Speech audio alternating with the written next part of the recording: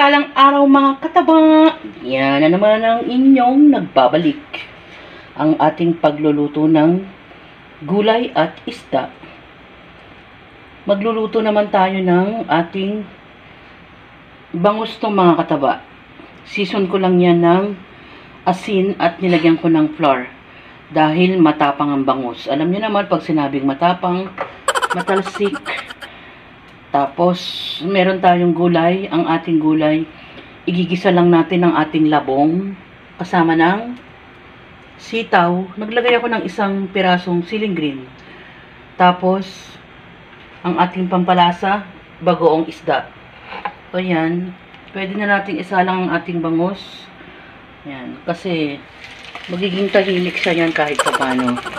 Dahil, meron siyang flour na kasama. Yan. Diba? Pabayaan lang natin siya dyan. At takpan natin. Pagkatapos natin mag-fry ng ating isda, nilagay ko naman natin ang ating bawang sibuyas. Tapos, pwede na natin isunod ang ating labong. Wala akong ibang ilalagay dito mga kataba. Kasi, ipang iibabaw naman natin ang ating isda. Wow, ang tagal ng reaction na naman. Kasi tinitignan ko yung niluluto mga kataba. Kaya ganun. Busy day. Paminta. Sobrang dami na yata. Wag na. Tama na yun. At naglagay na ako ng ating Ajinomoto. Tapos, ilagay na tayo ng ating pampalasa. Bagong isda. Yan. Ilagay tayo ng ating tubig. Ganyan muna karami. Bago natin isunod ang ating sitaw at kasama ng siling green. Yan. Pabayaan muna natin lumambot. Yan. Medyo malambot na. Pwede na tayo maglagay ng ating sitaw at siling green. Yan. Haluin natin.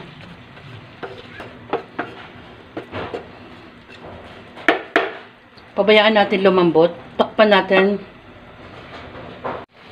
Hindi ko na mention ang ating last ingredients. Kalamansi. Kasi masarap na siya nung tinikman ko. So yan. Maya-maya luto na yan. Masarap na siya mga kataba. Kahit di ko pa nailagay ang ating kalamansi. So yan. Meron tayong malagkit powder, glutinous flour. Yan. Tapos, meron akong dinidissolve na sugar dito. Naglagay akong 2 kutsarang sugar. Brown sugar nilagay ko. Pwede naman any. Para lang medyo matamis ang ating malagkit. Yan. Dinidissolve ko sa medyo mainit na tubig. Tapos, pag naglalagay kayo ng ating tubig dito sa ating malagkit, tansyahin nyo lang mga kataba na kasi depende dun sa i-absorb ng malagkit. Kasi ganun ginagawa natin. Meron kasing mga malagkit powder na malakas mag-absorb, yung iba naman hindi ganun. Kaya konti-konti muna. So ganyan. Gagawa kasi tayo ng palitaw. Mga ilang piraso lang to. Hindi ko nilahat yung 500 na So yan, balikan nyo ako pag yung na-mold ko na. Pero ang sinasabi ko dito, yung consistency ng malagkit. No? Para sa palitaw. So yan. Pag ganito na yung itsura ng ating malagkit, no? Pwede na ito mga kataba. Na hindi siya basa at hindi rin naman siya matigas. So yan. Pwede na siyang i-mold. No? Papansin nyo naman pag ganyan na. No? So, ganun mga kataba. Pwede na natin siyang gawing palitaw nang naaayon sa ating gustong shape. So yan mga kataba, pwede na tayong magbilog.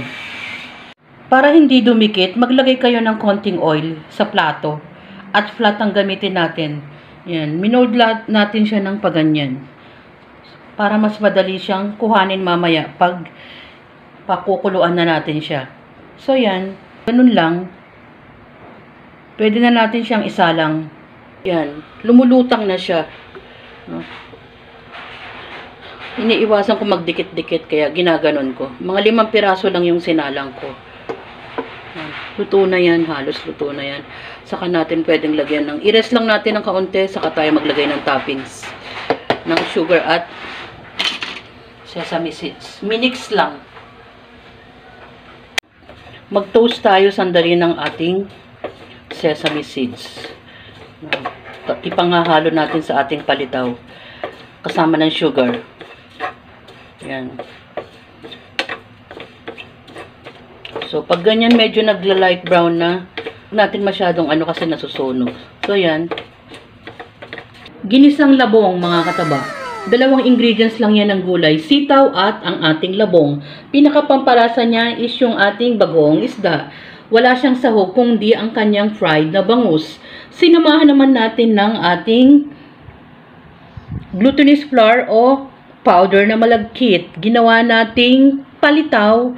Meron siyang topping sa ibabaw na sesame seeds with sugar. Yan ang ating magkapares mga kataba. Palitaw at ginisang labong with fish. Enjoy, kumain at maging masaya. Salamat sa panonood at bye!